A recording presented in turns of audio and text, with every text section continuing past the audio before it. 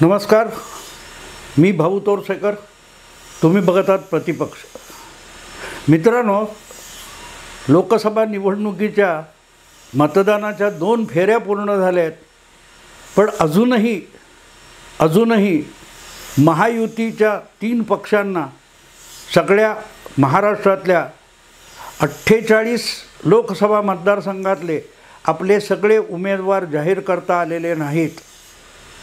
मी एवढ्यासाठी बोलतो आहे की अजूनही मला वाटते पालघर, ठाणे आणि दक्षिण मुंबई या मतदारसंघातले उमेदवार शिवसेना, एकनाथ शिंदे, अजितदादा पवार किंवा देवेंद्र फडणवीस यांच्या महायुतीला ही 3 मतदारसंघ तरी जाहीर करता आलेले नाहीत. ही वस्तुस्थिती आहे.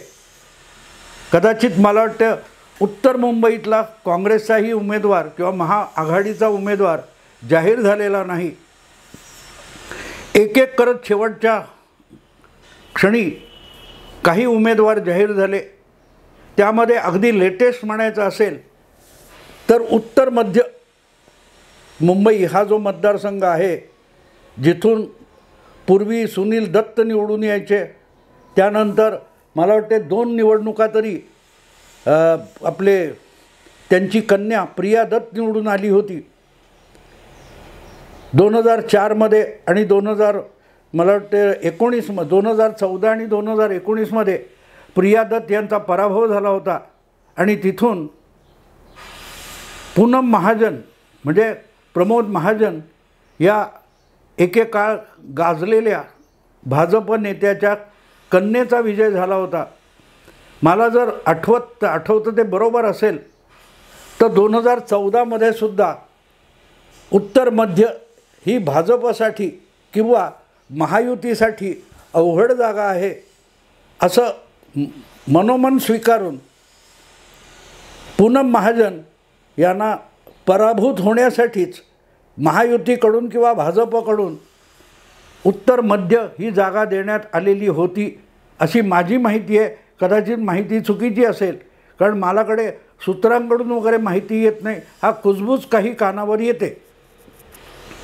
पण जितकी माहिती माझ्याकडे आहे ती जर खरी मानायची तर पूनम महाजनसुद्धा उत्तर मध्य ही जागा लढवायला 2014 राजी नव्हत्या. पण प्रमोद महाजन यांचे महाराष्ट्रातले आणि महाराष्ट्राबाहेरचे अत्यंत निकटवर्ती असे जे मित्र होते, यांनी पूनम महाजन यांची समजूत काढली होती की मोदी लाट आहे आणि मोदी लाटेमध्ये किरकोळ फरकाने कोणाचा पराभव होऊ शकत नाही. अनेक जागा अशा आहेत की जिथे सहजगत्या विजय होऊ शकतो. म्हणून पूनम महाजन यांना त्यांच्या पित्याच्या मित्रांनी उत्तर मध्य मुंबईत जागा नाकारण्यापेक्षा लढवण्याचा आग्रह केला होता. आणि म्हणूनच 2014 पूनम महाजन तिथून सहजगत्या विजयी झाल्या. आणि नुसत्या विजयी झाल्या असं नाही, तर एकूण मतदानामध्ये 56% मतं घेऊन त्या विजयी झाल्या होत्या.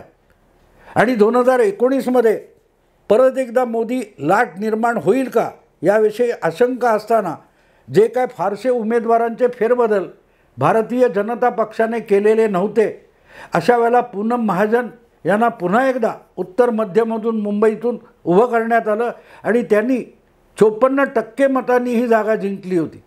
अर्थात या दोन्ही निवडणुकांमध्ये शिवसेना आणि भाजप अशी युती होती.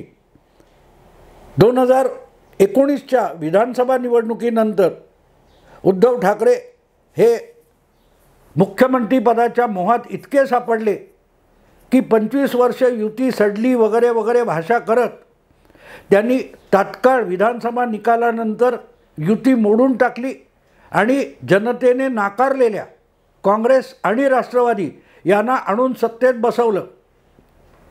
त्या सत्तेत उद्धव ठाकरे हे निव्वळ गुळाचा गणपती होते, हे आता वेगळं सांगायची गरज नाही. पण मुद्दा असा आहे की त्यानंतर आलेली ही 2024ची जी निवडणूक आहे, तोपर्यंत भारतीय जनता पक्ष अखिल भारतीय पातळीवर ज्या निवडणुका लढवण्याची एक काहीतरी रणनीती आखत असतो, त्यामध्ये भारतीय जनता पक्षाला इतका आत्मविश्वास आहे की काही झालं, इकडचं जग तिकडे झालं, तरी भारतीय जनता पक्ष आरामात बहुमत मिळवणार आहे. भाजपच्या एकपक्षीय बहुमताला या तिसऱ्या निवडणुकीतसुद्धा धोका नाही असं कळल्यानंतर आणि वेगवेगळ्या सततच्या चाचण्यांमधून लक्षात आल्यानंतर भारतीय जनता पक्षाने पहिल्यांदाच जे काही राजकीय प्रयोग गेल्या काही महिन्यामध्ये आणि दीड वर्षापासून चालवलेले आहेत त्यामध्ये देशभरच्या अनेक उमेदवारांना बदलण्याची प्रक्रियासुद्धा त्यामध्ये केलेली आहे. अगदी दिल्लीमध्ये लागोपाठ 2दा जिंकलेल्या पूनम महाजन यांच्यात समवयस्क म्हणता येतील अशा लेखी मीनाक्षी लेखी यांना देखील बदलून तिथे सुषमा स्वराज यांची वकील कन्या बासुरी स्वराज यांना आणलं गेलं. बागपतमधून मुंबईचे माजी पोलीस आयुक्त सत्यवान सिंग म्हणून होते डॉक्टर, त्यांना बदलून तिथे वेगळा उमेदवार आणला गेला. माजी जनरल VK सिंग यांना बदलण्यात आलं. देशाच्या वेगवेगळ्या ठिकाणी भारतीय जनता पक्षाने नव्या पिढीचे आणि नव्या चेहऱ्याचे उमेदवार मैदानात आणले. याचं कारण तो आत्मविश्वास आहे. मुंबईतसुद्धा बोरिवलीला गोपाळ शेट्टी यांच्या जागी पियुष गोयल या तरुण केंद्रीय मंत्र्याला आणलं गेलेलं आहे. कदाचित भविष्यातला हा देशाचा अर्थमंत्री असू शकतो. हे सगळं मी एवढ्यासाठी सांगतो आहे की या पार्श्वभूमीवर आपण बघतो तेव्हा भारतीय जनता पक्ष एकेका मतदारसंघाची किती कसोशीने माहिती जमा करतो, तिथल्या जनमताचा अंदाज घेतो ते कळावं म्हणूनच ही सगळी पार्श्वभूमी सांगितली. आणि या सगळ्या पार्श्वभूमीवर उत्तर मध्य मुंबईत पूनम महाजन यांना बदलून ख्यातनाम वकील उज्ज्वल निकम यांना आणलं गेलं आहे. आता एक भाग असतो की आपण थोडे पूर्वग्रह दूषित असतोच, आपण कितीही तटस्थ म्हटलं तरी. उज्ज्वल निकम हे माझे व्यक्तिगत मित्र आहेत आणि त्यामुळे कदाचित माझ्या बोलण्यामध्ये त्यांना थोडं झुकतं माप दिलं जाण्याची शंका जर कोणाच्या मनात असेल तर ती योग्य आहे. कारण उज्ज्वल निकम यांना मी गेल्या जवळजवळ 20 वर्षापासून ओळखतो आणि व्यक्तिगत पातळीवर ओळखतो. पण त्यांच्यासारखा उमेदवार भारतीय जनता पक्षाने उत्तर मध्य मुंबईत आणून शेवटच्या क्षणी जवळजवळ जाहीर केलेला आहे. म्हणजे 20 मेला जिथे मतदान आहे तिथे अवघ्या 22-23 दिवसापूर्वी उज्ज्वल निकम यांचं नाव जाहीर करण्यात आले. अर्थात अधूनमधून 2 आठवडे उज्ज्वल निकम यांचं नाव हवेत सरकत होतं पण कुठूनही त्याला दुजोरा मिळत नव्हता. अगदी मी स्वतःसुद्धा उज्ज्वल निकम यांच्याशी संपर्क साधला होता पण त्यांनीसुद्धा त्याला दुजोरा द्यायला साफ नकार दिला होता. कारण आजपर्यंत कधी राजकारणात न पडता तटस्थ राहून वकिली व्यवसाय केलेला हा माणूस माझ्या मते फार प्रामाणिक आहे आणि त्यामुळे भाजपचा असा त्यांच्यावर शिक्का मारताना 10 वेळ विचार केला पाहिजे. 10 वेळ विचार केला पाहिजे. अगदी तुम्ही बघितलं असेल तर महाराष्ट्रात जे राष्ट्रवादी आणि शिवसेना या 2 पक्षामध्ये फाटाफूट झाली त्यानंतर अनेक मराठी वाहिन्यांनी अगत्याने कायदेतज्ञ म्हणून उज्ज्वल निकम यांना त्या सगळ्या निवडणूक आयोग असो किंवा सुप्रीम कोर्टात चाललेल्या केसेस असोत किंवा विधानसभा अध्यक्षांसमोर झालेल्या सुनावणीचा विषय असो त्यावर एक तटस्थ मतप्रदर्शन करणारा म्हणून उज्ज्वल निकम यांना बहुतांश मराठी वाहिन्यांनी बोलवलेलं होतं. आणि तिथे आपली राजकीय बाजू कुठच्या बाजूला झुकते हे कळू न देता उज्ज्वल निकम या सगळ्या विवादामध्ये आपलं मतप्रदर्शन करत होते. कायदेविषयक काय घडू शकतं याचं मार्गदर्शन करत होते.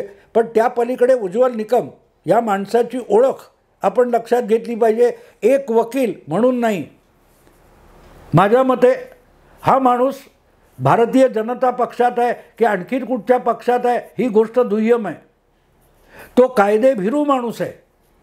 भारतीय राज्यघटना कायद्याची चौकट याविषयी अतिशय पावित्र्याने जगणारा आणि वागणारा म्हणूनच उज्ज्वल निकम यांच्याकडे बघणं अगत्याचं आहे. ते आत्ता भाजपचे उमेदवार असतील, पण त्यापेक्षाही हा माणूस एक कायदे मंडळात जाण्यासाठी निवडणूक लढवतोय आणि त्याचा विचार केला पाहिजे. आणि तो विचार करताना उज्ज्वल निकम यांनी आजपर्यंत आपलं नाव कायदे क्षेत्रात, कायद्याच्या किंवा न्यायालयीन क्षेत्रात जे कमावलेलं आहे ते कुठच्या केसेस लढवून मिळवले याकडे डोळे झाक करून चालणार नाही. ज्या पद्धतीची बुद्धिमत्ता या माणसाला लाभलेली आहे कायदा क्षेत्रातली, आणि एखादा खटला किंवा एखादी बाजू लढवण्याच्या बाबतीत त्याचा अभ्यास करताना एक गोष्ट लक्षात येते की एवढ्या बुद्धिमत्तेच्या बळावर हा माणूस कपिल सिब्बल किंवा तुमचे अभिषेक मनू सिंघवी यांच्यासारखं करोडो रुपयाची फी आकारून प्रचंड श्रीमंत होऊ शकला असता. पण तरीही पब्लिक प्रॉसिक्युटर किंवा पोलीस प्रॉसिक्युटर म्हणून वेगवेगळ्या गुन्हेगारांच्या विरोधात उज्ज्वल निकम यांनी सातत्याने खटले लढवलेले आहेत, सातत्याने. कारण जनहिताची चाड असलेला वकील म्हणून आपल्याला उज्ज्वल निकम यांच्याकडे बघितलं पाहिजे, भाजपचा उमेदवार म्हणून कमी बघितलं पाहिजे, असं माझं प्रामाणिक मत आहे. एवढे तुम्हाला सांगतो, यापूर्वीसुद्धा सरकारी खात्यामध्ये वकील म्हणून काम करून किंवा पब्लिक प्रॉसिक्युटर म्हणून काम करून चांगला अनुभव आणि चांगलं नाव मिळवलं की त्यानंतर एकापेक्षा एक मोठ्या कुख्यात अशा गुन्हेगारांची वकिली करणारे शेकडो वकील आपल्याला दाखवता येतील. पण उज्ज्वल निकम यांचं आपल्याकडे अपवाद म्हणून यांच्याकडे बघायला लागतं. कारण एवढं नाव कमावल्यानंतर, मग मित्रांनो छोटे खटले नाहीत. 1992-93च्या मुंबई दंगलीत आणि त्यानंतर झालेल्या बॉम्बस्फोटाच्या प्रदीर्घ चाललेल्या खटल्यामध्ये जनतेच्या वतीने सरकारी वकील म्हणून, विशेष सरकारी वकील म्हणून दीर्घकालीन खटले उज्ज्वल निकम यांनी लढवलेले.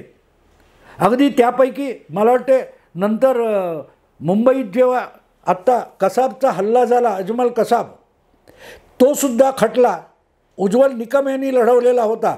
त्यासाठी मला वाटतं त्यांना पाकिस्तान आणि इतरत्रही जावं लागलं परदेशी. पण हे सगळं करून गाठीशी आलं काय असा प्रश्न विचारला तर त्याचं उत्तर तुम्हाला नकारार्थी मिळेल. करोडो रुपये मिळवणं शक्य होतं. चांगली जाडजूड एका दिवसाला काही लाखाची फी मागणं हे सुद्धा उज्ज्वल निकम यांना शक्य होतं.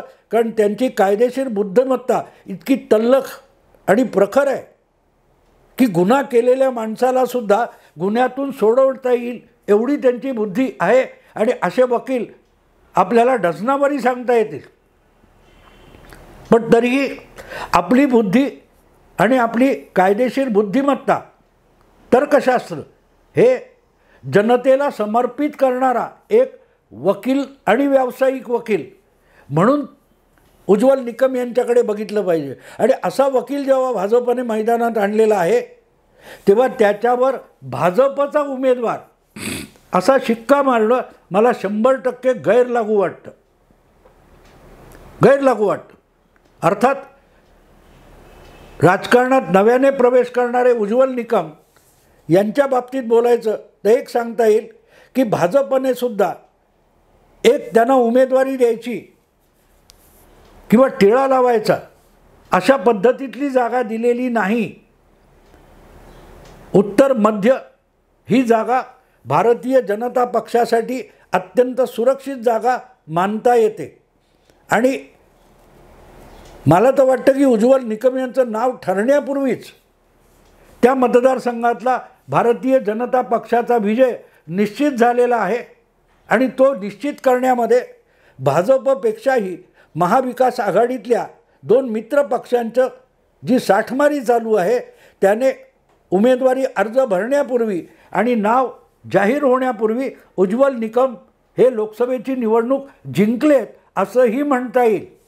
आणि कारण मी तुम्हाला सुरुवातीला सांगितलं की उत्तर मध्य मुंबईमध्ये ज्यावेळेला भारतीय जनता पक्षाला विजयाची शाश्वती नव्हती तेव्हा 2014मध्ये कुठलाही फारसा वशिला नसताना पूनम महाजन यांना ती जागा देण्यात आली होती आणि त्यांनी लागोपाठ दोनदा ती जागा भाजपला जिंकून देताना 56% आणि 54% मतं मिळवली होती.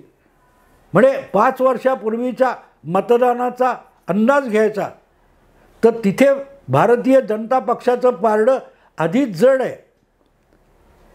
आता ह्या मतदारसंघामध्ये जे 6 आमदार येतात त्यामध्ये सुद्धा भारतीय जनता पक्षाचं किंवा महायुतीचं पारडं जड आहे. आशिष शेलार हे वांद्रे पूर्व विधानसभेचे आमदार आहेत, वांद्रे पश्चिम मतदारसंघाचे आमदार आहेत. वांद्रे पूर्वचे आमदार भले काँग्रेसचे असतील पण तिथे जे झिशान सिद्दीकी आहेत ते काँग्रेसपासून दुरावलेले आहेत. आता यासकट ज्यावेळेला आपण कुर्ला आणि चांदिवली या 2 मतदारसंघात येतो तिथे एकनाथ शिंदे यांचे मला वाटते लांडे, दिलीप मामा लांडे हे उमेदवार आमदार आहेत. पण हा सगळा भाग बाजूला ठेवला तर एक गोष्ट लक्षात ठेवा की या मतदारसंघात जवळजवळ 28% मुस्लिम मतदार आहे.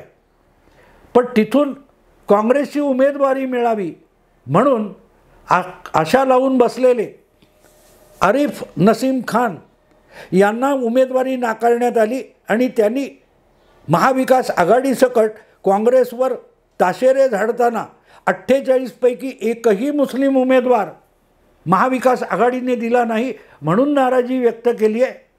ही गोष्ट लक्षात घेतली तर नसीम खान यांची नाराजी आणि दुसरीकडे अजितदादांच्या गोटात आलेले माजी वांद्रा पश्चिमचे आमदार बाबा सिद्दीकी आणि वांद्रे पूर्वचा आजचा आमदार जो बाबा सिद्दीकी यांचा सुपुत्र आहे, हे दोघेही ज्या बाजूला आहेत त्या बाजूला किंवा त्या बाजूची उमेदवारी उज्ज्वल निकम यांना मिळालेली.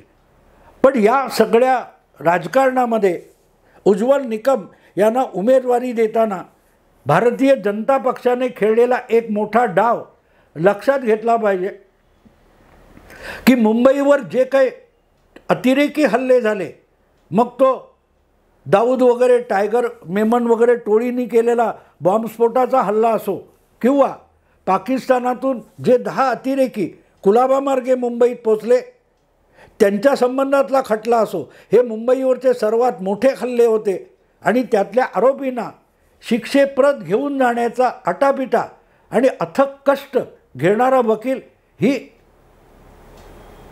उज्ज्वल निकम यांची ओळख आहे. आणि म्हणूनच उज्ज्वल निकम यांचं नाव घोषित झाल्यानंतर ते बाहेरचे आहेत असं म्हणताना सुद्धा संजय राऊत यांची जीभ अडखळलेली आहे. कारण आम्ही मुंबई वाचवली असं उद्धव ठाकरे आणि शिवसेनेचे प्रवक्ते कानी कपाळी ओरडून सांगतात, तेव्हा त्या मुंबईला कायदेशीरपणे दहशतवादापासून वाचवणारा आणि गुन्हेगारांना शिक्षा देणारा वकील उज्ज्वल निकम आहेत. त्या उज्ज्वल निकम यांच्या विरोधात महाविकास आघाडीला टीका करणं अवघड जाणार आहे. पण त्याच वेळेला मुंबईला दहशतवादापासून वाचवणारा वकील ही जी उज्ज्वल निकम यांची ओळख आहे, त्यातून महाविकास आघाडी आज दहशतवाद्यांच्या प्रभावाखाली राजकारण करते याकडे सुद्धा अंगुली निर्देश भारतीय जनता पक्षाने केलेला आहे. तेव्हा उज्ज्वल निकम यांना असंच तिकीट दिलं, ते बाहेरचे आहेत असं जेव्हा संजय राऊत म्हणतात, तेव्हा प्रियंका चतुर्वेदी ह्या आतल्या कशा आहेत हे पण सांगायला पाहिजे. पण तो विषय बाजूला ठेवा. मुद्दा इतकाच आहे की मुंबईवरच्या 2 सगळ्यात भयंकर अशा दहशतवादी हल्ल्याच्या गुन्हेगारांना शिक्षा देण्याचं आणि बळी पडलेल्या किंवा जायबंदी झालेल्या मुंबईकराला दिलासा देण्याचं काम करणारा वकील. म्हणूनच या मुंबईने उज्ज्वल निकम यांचे पांग फेडले पाहिजेत असं माझं प्रामाणिक मत आहे. आणि म्हणून मित्र म्हणून उज्ज्वल निकम यांचं समर्थन मी करणारच. पण त्या पलीकडे हा फक्त भाऊ तोरसेकरचा मित्र नाही आहे. हा मुंबईत शांतपणे सुरक्षितपणे जगू इच्छिणाऱ्या प्रत्येक मुंबईकराचा अतिशय जवळचा मित्र आणि रखवाला म्हणून उज्ज्वल निकम यांचा विजय अपेक्षित आहे. नव्हे, मी म्हणेन मुंबईमध्ये सर्वाधिक मतांनी उज्ज्वल निकम हे लोकसभेत निवडून गेले पाहिजेत आणि ते प्रत्येक मुंबईकराचं कर्तव्य आहे. आणि ते कर्तव्य पार पाडताना उज्ज्वल निकम यांच्यावर कुठला शिक्का बसला आहे, कुठल्या पक्षातर्फे ते उभे आहेत, ही बाब अत्यंत दुय्यम आहे. इथे भाजपची उमेदवारी हा अतिशय दुय्यम विषय आहे. त्यापेक्षाही मोठा विषय म्हणजे उज्ज्वल निकम हे मुंबईकरांचे कायदेशीर रखवालदार आहेत. पोलीस खातं, पोलीस आयुक्त, गृह खातं यांनी कितीही मेहनत घेऊ, त्या मेहनतीचं तपास कामाचं सोनं करणारा वकील हा मुंबईचा सगळ्यात जवळचा आप्तस्वकीय असतो. एवढं भान प्रत्येक मुंबईकराने ठेवावं. मग तो उत्तर मध्य मुंबईतला असो, दक्षिण मध्य मुंबईतला असो, ईशान्य पूर्व किंवा दक्षिण मुंबईतला असो, प्रत्येकासाठी उज्ज्वल निकम यांचा लोकसभा निवडणुकीतला विजय ही अगत्याची आणि आस्थेची गोष्ट असली पाहिजे. मित्रांनो, आता इथेच थांबतो. आवडलं लाईक करा, शेअर करा, सबस्क्राईब करा. नमस्कार.